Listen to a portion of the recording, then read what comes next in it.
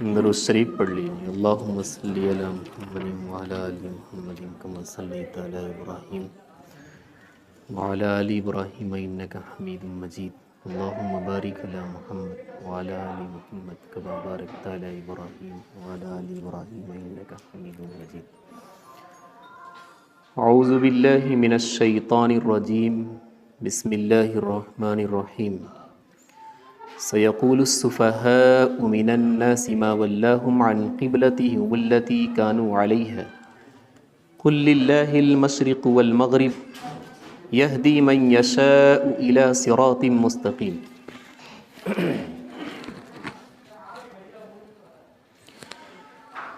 دوسرے پارے کی بالکل شروع کی آیت ہے۔ اس آیت کے اندر اللہ تبارک و تعالی نے قبلے کا مسئلہ بیان کیا ہے۔ آپ کی نماز کا قبلہ کیا ہوگا؟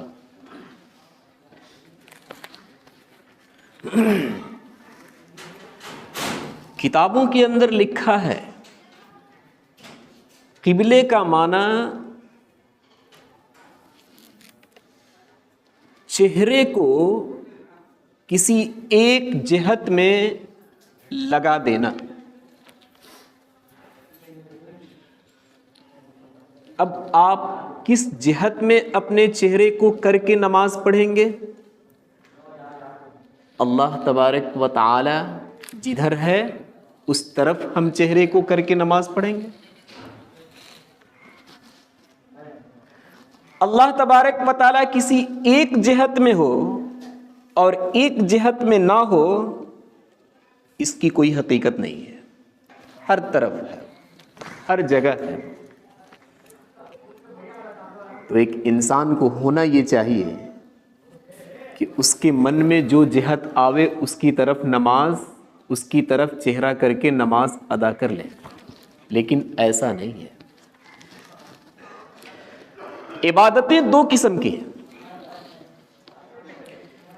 ایک اجتماعی عبادت ہے اور ایک انفرادی عبادت ہے۔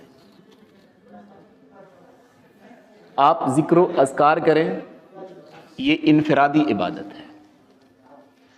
آپ روزہ رکھیں، یہ انفرادی عبادت ہے۔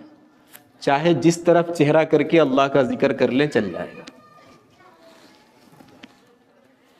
ایک اجتماعی عبادت ہے نماز۔ ہر ایک شخص کو ایک جہت پر اور ایک قبلے پر جمع ہونا ضروری ہے۔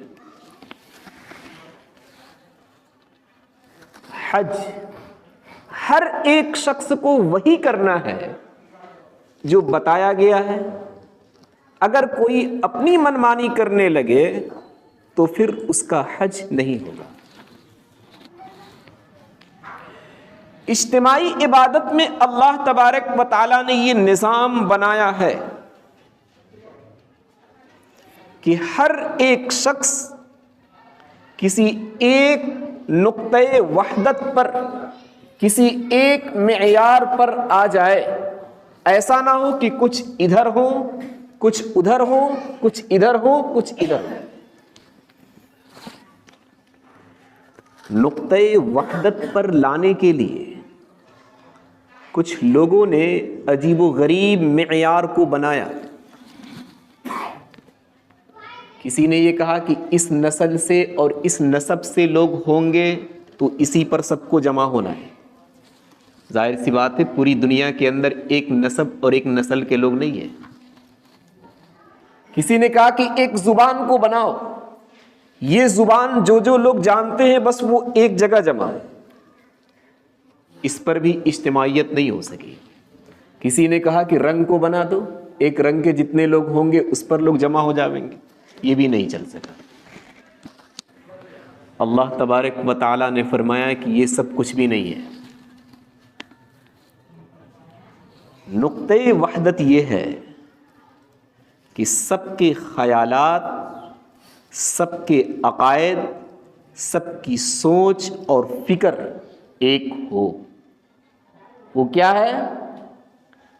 تمام خداؤں سے ہٹ کر صرف اور صرف اپنے دل میں اللہ کو بیٹھا لینا، اس پر سب کو جمع کیا۔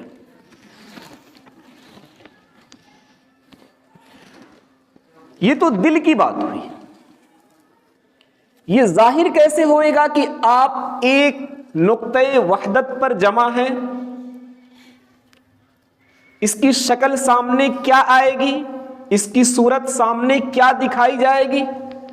اللہ تبارک و تعالیٰ نے ایسا بنایا جو ہر ایک کے اختیار میں ہو، کر سکے وہ۔ اگر نسل کو بنا دیا جاتا ہے تو نسل ہر ایک کے اختیار میں ہے؟ نہیں ہے۔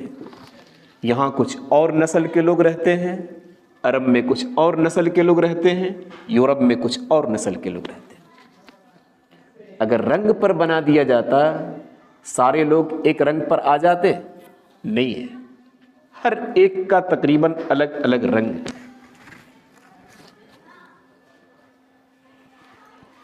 اگر کسی پوشاک پر بنا دیا جاتا تو سارے لوگ ایک پوشاک پر آ جاتے؟ نہیں آتے۔ آپ کے یہاں اس وقت ٹھنڈ ہے، ایسا بھی ہے کہیں بہت سخت گرمی ہے۔ آپ کے یہاں جب گرمی پڑتی ہے تو ایسا بھی ملک ہے جہاں بہت سخت ٹھنڈ پڑتی ہو۔ آپ کے یہاں نارمل کپڑے ہیں، ایسا بھی ملک ہے اور ایسا بھی علاقہ ہے جہاں کے لوگ قیمتی کپڑے پہنتے۔ تو اگر ایک پوشاک پر لے کر آتے اور قیمتی کپڑے کو متعین کر دیتے تو ہم جیسے غریبوں کا کیا حال ہوتا؟ اگر نارمل قسم کے کپڑے کو متعین کر دیتے تو اچھا کپڑا پہن کر اللہ کا شکر کب ادا کیا جاتا ہے؟ اس کو بھی معیار اللہ تبارک و تعالیٰ نے نہیں بنایا، اس لیے کہ یہ اختیار میں نہیں، آپ کیسے اپنا سکتے ہیں؟ اس لیے UCC کو سوچنا چاہیے تھا کہ یہ کیسے نافذ ہوگا۔ اللہ معاف کرے، کتنے ایسے لوگ بھی ہیں جن کے بدن پر کپڑے بھی نہیں رہتے، وہ ان کا مذہب ہے، کیسے ہم UCC کو نافذ کر سکتے ہیں؟ اللہ نے فرمایا کہ دیکھو، نماز، حج، اس پر تم جمع ہو جاؤ۔ جو امام کرے گا، جدھر اس کا رخ رہے گا، بس ویسے ہی تم لوگوں کو بھی کرنا ہے۔ حج جیسے کیا جا رہا ہے اور جس کپڑے میں کیا جا رہا ہے، جب کیا جا رہا ہے، ویسے ہی تم لوگوں کو اور اسی وقت میں تجھے کرنا ہے۔ یہ ایک ظاہری صورت بتائی کہ اللہ کو ایک مانو، اس پر جمع ہو جاؤ۔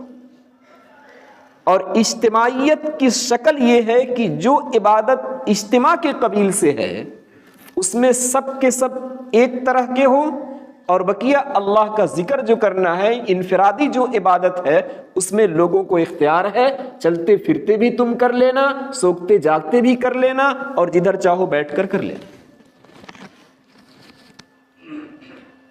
اللہ تبارک و تعالی نے ایسے ہی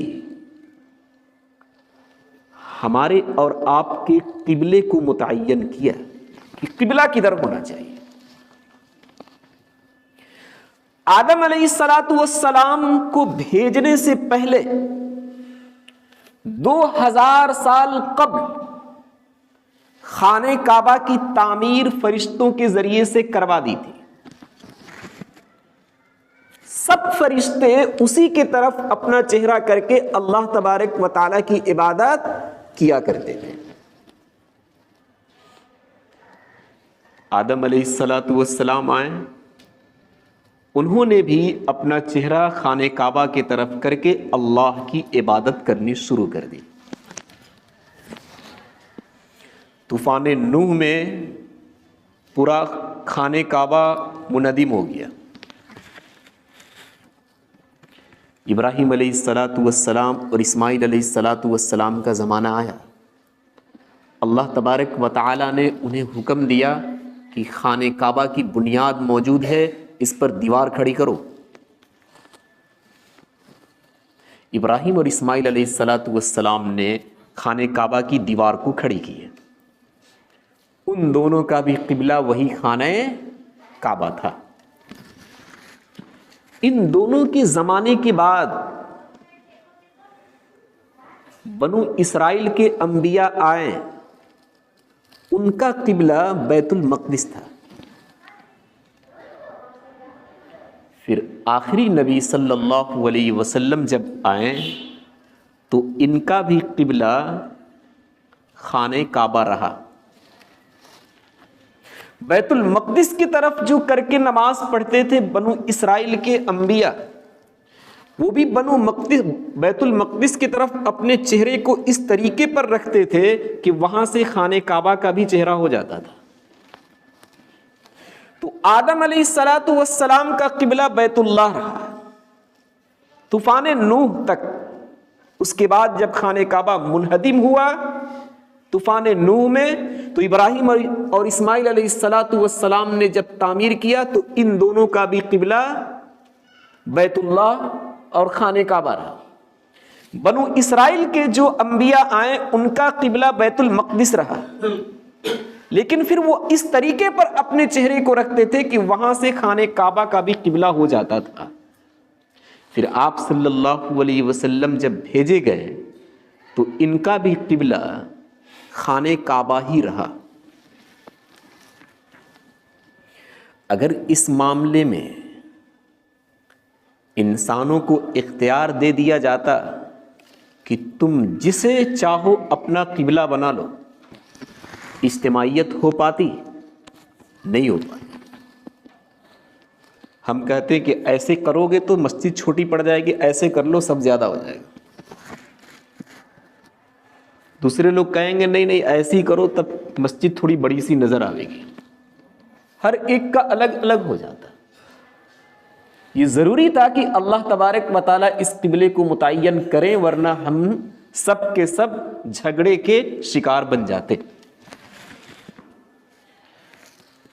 پھر آپ صلی اللہ علیہ وسلم نے مدینۃ المنورہ کی طرف ہجرت کیا۔ وہاں جانے کے بعد ان کا قبلہ خانہ کعبہ سے بدل کر بیت المقدس کر دیا گیا۔ لیکن آپ صلی اللہ علیہ وسلم کی یہ خواہش رہتی تھی کہ جو میرے آباء و اجداد کا قبلہ تھا ابراہیم اور اسماعیل کا، اور اس قبلہ سے پہلے جس کے طرف ہم رخ کر کے نماز پڑھتے تھے یعنی خانہ کعبہ، کاش کہ وہی قبلہ پھر دوبارہ ہو جاتا۔ یہ دل کی خواہش تھی۔ 16-17 مہینے کے بعد اللہ تبارک و تعالیٰ نے یہ حکم دیا کہ اب اپنا قبلہ پھر سے بیت اللہ کو بنا لیجئے۔ جو اللہ کے نیک بندے ہوتے ہیں اللہ تبارک و تعالی ان کی تمناؤں کو قبول کرتا ہے۔ علامہ اقبال نے کیا ہی اچھا کہا ہے، خود ہی کو کر بلند اتنا کہ ہر تقدیر سے پہلے، خود ہی کو کر بلند اتنا کہ ہر تقدیر سے پہلے خدا اپنے بندے سے خود پوچھے بتا تیری رضا کیا ہے۔ آپ صلی اللہ علیہ وسلم اپنے صحابہ کے ساتھ خانہ کعبہ کا طواف کر رہے تھے۔ 7 چکر جب پورے ہوئے تو عمر فاروق رضی اللہ تعالی عنہ نے نبی سے عرض کیا کہ میرا دل چاہتا ہے کہ مقام ابراہیم پر 2 رکعت نماز ادا کروں۔ آپ صلی اللہ علیہ وسلم سوچنے لگے کہ اب کیا کروں، ابھی تو میرے پاس اللہ کی طرف سے یہاں نماز پڑھنے کا حکم آیا نہیں اور عمر کی یہ خواہش ہو رہی ہے، اب میں کیا کروں۔ اللہ تبارک و تعالیٰ نے حضرت جبرائیل کو بھیجا، کہا کہ نبی سے جا کر کہہ دو کہ جو عمر کہہ رہا ہے بس وہی ہوگا۔ وَاتَّخِذُوا مِن مَّقَامِ إِبْرَاهِيمَ مُصَلًّى، مقام ابراہیم کو نماز کی جگہ بنا دو۔ تو جو اللہ کے نیک بندے ہوتے ہیں اللہ تبارک و تعالیٰ ان کی مراد کو، ان کی تمناؤں کو قبول کرتا ہے۔ عبداللہ ابن ابی منافق انتقال ہونے لگا. اس کا بیٹا بڑا سچا پکا مسلم تھا. آپ صلی اللہ علیہ وسلم کی خدمت میں آیا, فرمایا کہ حضرت میرے باپ کا انتقال ہو رہا ہے, آپ اپنا پہنا ہوا کپڑا دے دیجئے, اس میں میں کفن دوں گا. نبی نے فرمایا لے جاؤ. ساتھ ساتھ یہ بھی کہہ دیا کہ انتقال ہونے کے بعد جنازے کی نماز آپ ہی پڑھائیں گے. آپ صلی اللہ علیہ وسلم جس کی جنازے کی نماز پڑھا دیں مغفرت ہو جائے. انتقال ہو گیا. نبی اکرم صلی اللہ علیہ وسلم کی خدمت میں اس کا بیٹا حاضر ہوا. کہا کہ نبی اکرم آپ تشریف لے چکے. نبی اکرم گئے, کھڑے ہو گئے. عمر نے آپ صلی اللہ علیہ وسلم کے ہاتھ کو پکڑ لیا, کہا کہ کسی بھی منافق کی نماز جنازہ پڑھانے کی ضرورت نہیں ہے.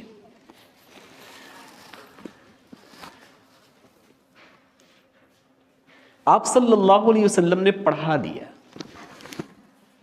اللہ تبارک و تعالی نے حضرت جبرائیل کو بھیجا, کہا کہ جا کر نبی سے عرض کر دو وَلَا تُصَلِّ عَلَىٰ أَحَدٍ مِّنْهُمْ مَاتَ أَبَدًا وَلَا تَقُمْ عَلَىٰ قَبْرِهِ. آج کے بعد نہ تو کسی منافق کے قبر پر آپ کو جانے کی اجازت ہے, نہ ہی اس کی جنازے کی نماز پڑھانے کی اجازت ہے. یہ حضرت عمر کی رائے تھی جو فرش پر تھی. اللہ تبارک و تعالیٰ نے عرش پر سے اسی رائے کو قرآن کی آیت بنا کر نازل کر دیا.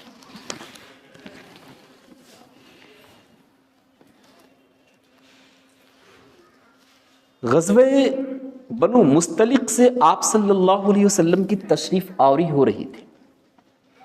حضرت عائشہ بھی ساتھ میں تھی. ایک جگہ پڑاؤ ڈالنے کے بعد حضرت عائشہ اپنی ہودج اونٹنی پر ایک,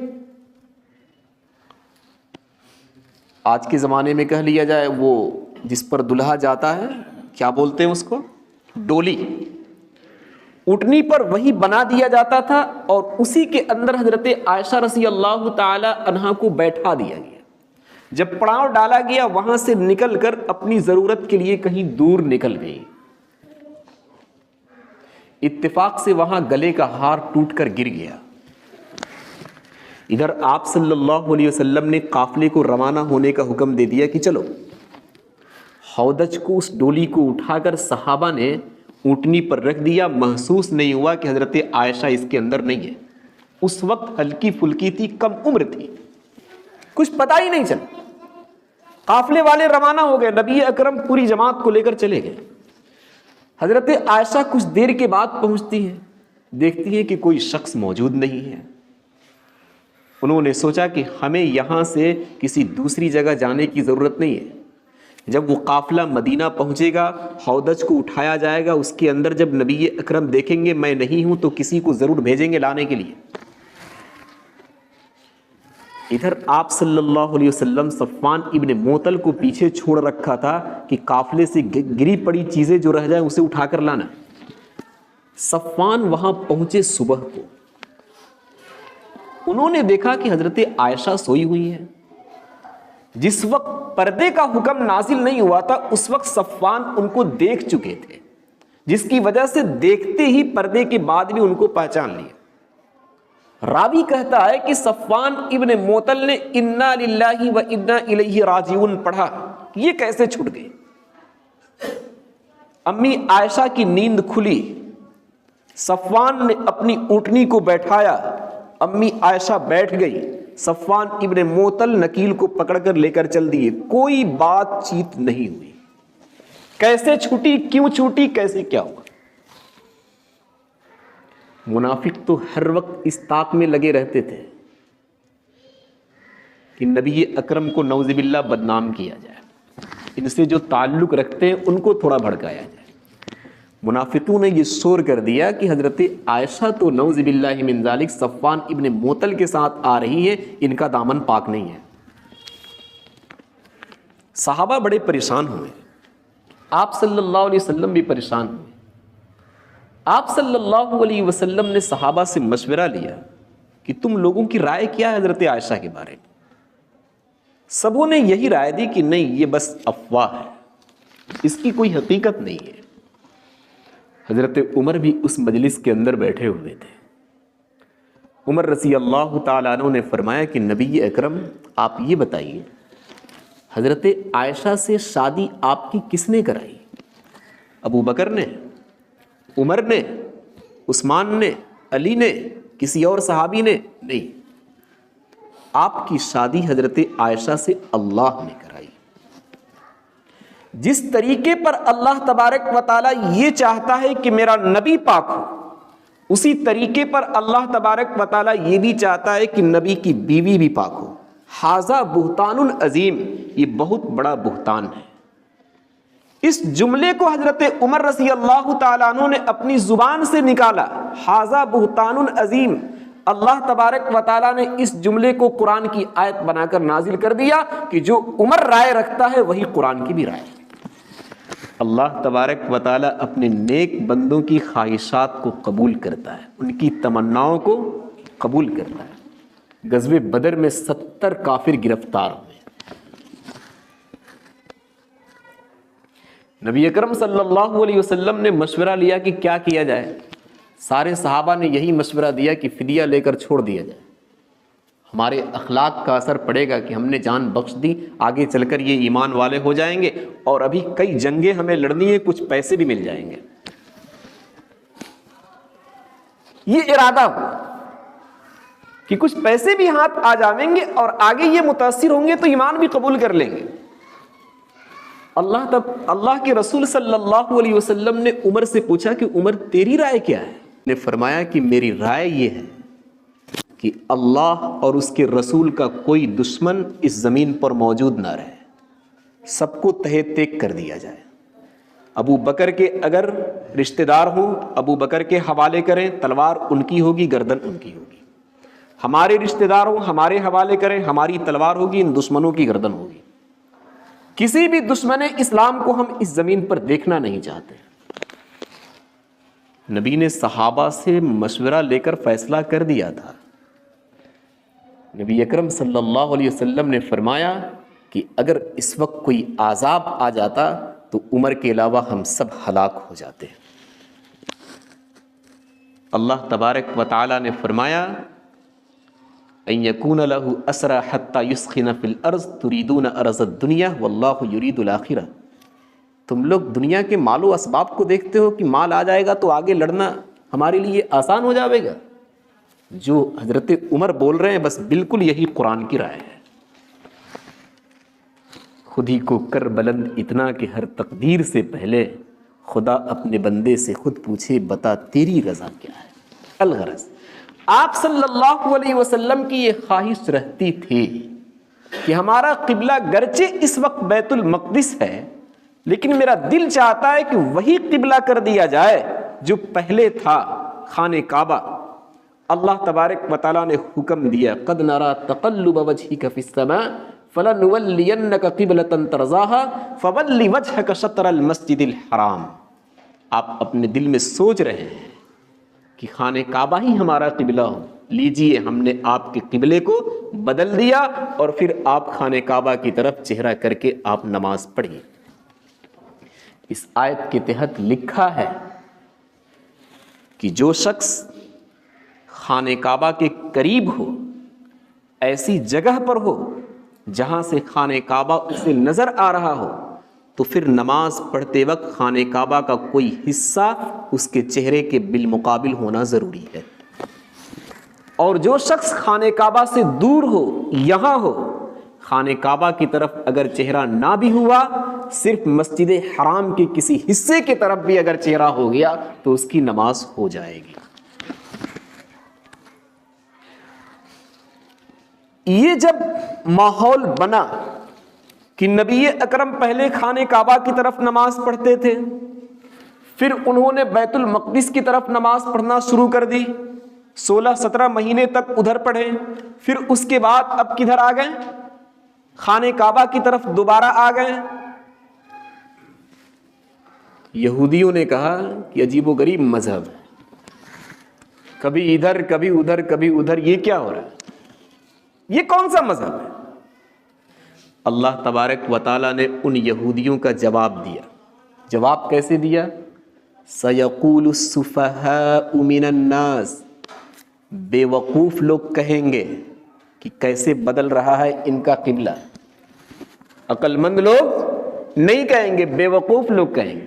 اللہ تعالیٰ نے ایک ہی لفظ میں جواب دے دیا کہ یہ بے وقوف ہیں، پاگل ہیں، ان کی طرف دھیان دینے کی کوئی ضرورت نہیں ہے.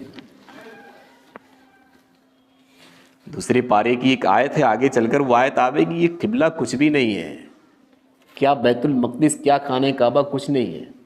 لیس البر ان تولوا وجوہکم قبل المشرق والمغرب من آمن باللہ. بھلائی اس میں نہیں ہے کہ آپ چہرہ ادھر کر لیں، ادھر کر لیں، ادھر کر لیں، ادھر کر لیں. نہیں نہیں نہیں، اللہ کی اطاعت کر لیں، یہی اصل عبادت ہے. اگر اللہ تبارک و تعالیٰ کہے کہ بیت المقدس کی طرف چہرہ کر لو تو بس وہی عبادت ہے. اب خانہ کعبہ کی کوئی حیثیت نہیں ہے. اگر اللہ تبارک و تعالیٰ کہے کہ خانہ کعبہ کی طرف چہرہ کر لو تو اب وہی عبادت ہے. اب بیت المقدس کی کوئی حیثیت نہیں ہے. بلکہ اس مسئلے میں سمجھایا ہے کہ ایمان والوں اور غیر، تم سمجھو کہ ہم کسی جگہ کی اور کسی عمارت کی پوجا نہیں کر رہے ہیں.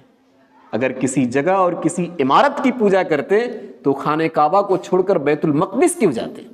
بیت المقدس کی طرف جب ہم پوجا کر رہے ہیں تو اسے چھوڑ کر پھر خانہ کعبہ کی طرف کیوں جاتے؟ نہیں.